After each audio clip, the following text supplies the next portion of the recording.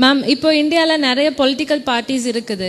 அதுலேருந்து Dravidian moment வந்து எப்படி டிஃப்ரெண்டாக இருக்குது அண்ட் அது எது நெசசரியாக இருக்குதுன்னு நீங்கள் நினைக்கிறீங்க? எத்தனை அரசியல் கட்சிகள் வந்து ஜாதியை எதிர்த்து பேசக்கூடிய அரசியல் கட்சிகள் எதுவா இருக்கு?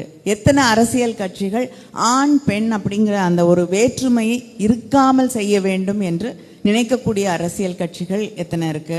எல்லாரும் கோயிலுக்குள்ள போகணும் அப்படின்னு போராடிய அரசியல் கட்சிகள் எத்தனை இருக்கு? நம்பிக்கை இருக்கக்கூடியவர்கள் கோயிலுக்குள்ள போய் அர்ச்சனை செய்யலாம், பூஜை பண்ணலாம், ஜாதியினால அந்த வேறுபாடுகள் வரக்கூடாது என்று நினைக்கக்கூடிய அரசியல் கட்சிகள் எத்தனை இருக்கு?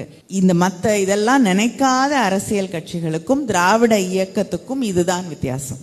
யாரும் ஏற்ற தாழ்வு பார்க்க கூடாது. யாரும் பிறவியால மேல பிறந்தவங்க கீழே பிறந்தவங்க கிடையாது. ஒரு ஆணா பிறந்தவன் வந்து உயர்ந்தவன், பெண்ணா பிறந்தவர் கீழா இருக்கவங்க, இந்த ஜாதியில பிறந்தவங்க பெரியவங்க, மற்ற ஜாதியில பிறந்தவங்க கீழாக இருக்காங்க. இந்த தெருவில் நடந்து போகக்கூடாது, இந்த கோயிலுக்குள்ள வரக்கூடாது, இவங்க தான் படிக்கணும், இவங்கெல்லாம் படிக்கக்கூடாது, அதுவும் பொதுவாக பெண்கள் படிக்கவே கூடாது அப்படிங்கிற ஒரு காலகட்டத்தை எல்லாம் நாம் கடந்து வந்திருக்கோம். அதுக்கு நாடு முழுவதும் உலகம் முழுவதும் பல பேர் பாடுபட்டிருக்காங்க. ஒரு ஓட்டிங் ரைட்ஸ் டுடே இன்னைக்கு பெண்கள் வந்து மிகச்சாதாரணமாக போய் ஓட்டு போடுறோம்.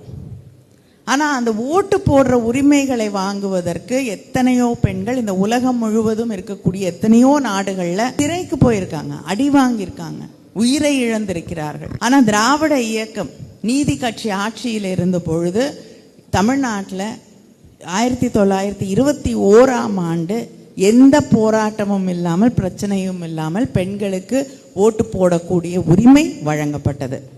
ஆனால் சுவிட்சர்லாண்டில் 1971 தான் women God voting rights.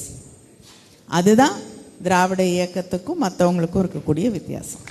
Thank you ma'am.